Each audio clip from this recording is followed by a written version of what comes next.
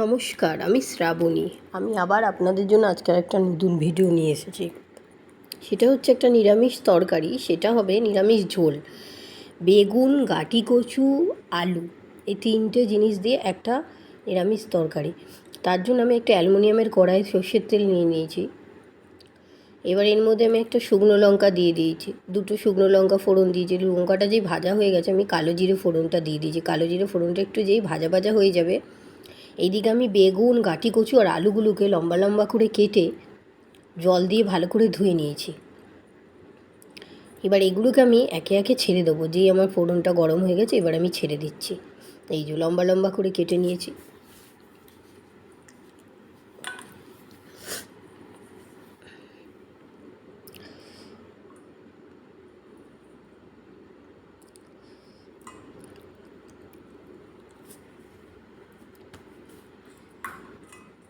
এবার এটাকে একটুখানি আমি নাড়িয়ে দেবো।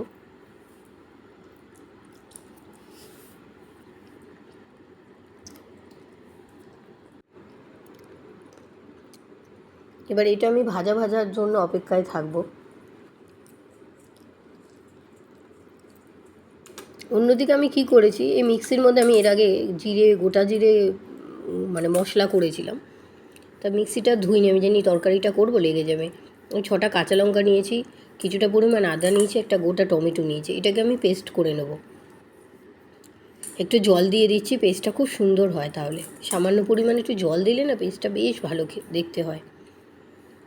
আর এমনি পেস্ট করলে কোনো দেখেছেন কি সুন্দর হয়েছে। এবার এই ভাজা ভাজা যেহেতু হয়ে গেছে, এবার এর মধ্যে আমি এই পেস্টটা দিয়ে দেবো। দিয়ে আমি এটা কষাতে থাকবো খুব ভালো করে।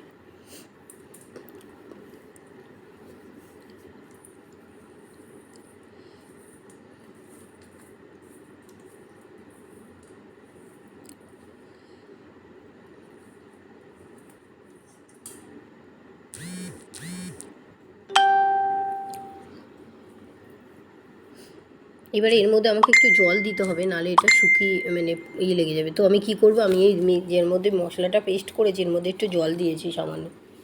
এর মধ্যে আমি দিলাম 1 চামচ হলুদের গুঁড়ো, আর দেবো হচ্ছে 1 চামচ জিরের গুঁড়ো,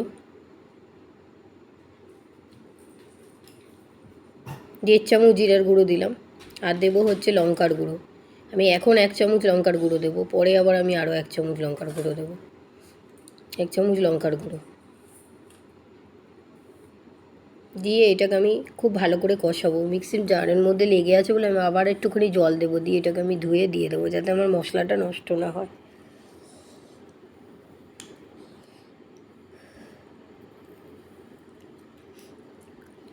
এবার এটাকে আমি ভালো করে কষাবো। যেই আমার কষে যাবে তারপরে আমি এর মধ্যে পরিমাণ মতো জল দেব।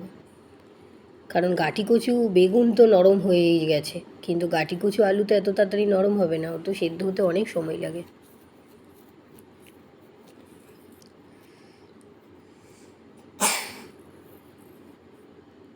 এবার আমি দিলাম আরও 1 চামচ লঙ্কার গুঁড়ো। এটাকে আমি খুব ভালো করে কষাবো।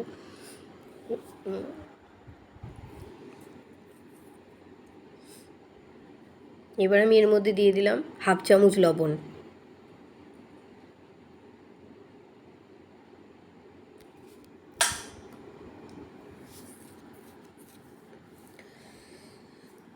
এবার আমি এটাকে খুব ভালো করে কষাতে থাকবো।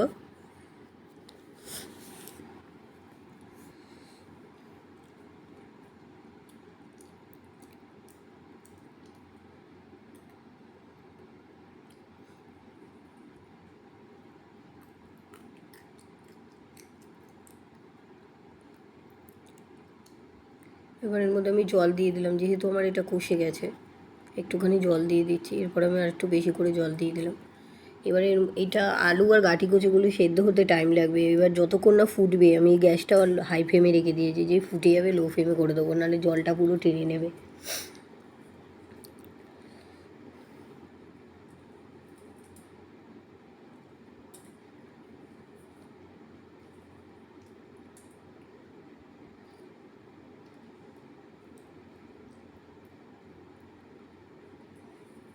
এরকম আমার এই বাবেলস দেখা গেছে, ফুটেছে। আমি গ্যাসটা লো ফ্লেমে করে দিয়েছি এবার। আর আমি ওয়েট করছি এটা কখন আমার হবে, এগুলো সেদ্ধ হবে। আমার রেসিপিটা কিন্তু হয়ে গেছে। আমার ভিডিওটা যদি ভালো লাগে আমার চ্যানেলটাকে লাইক করে একটা কমেন্ট করো, আর আমার চ্যানেলটাকে অতি অবশ্যই সাবস্ক্রাইব করে দিও।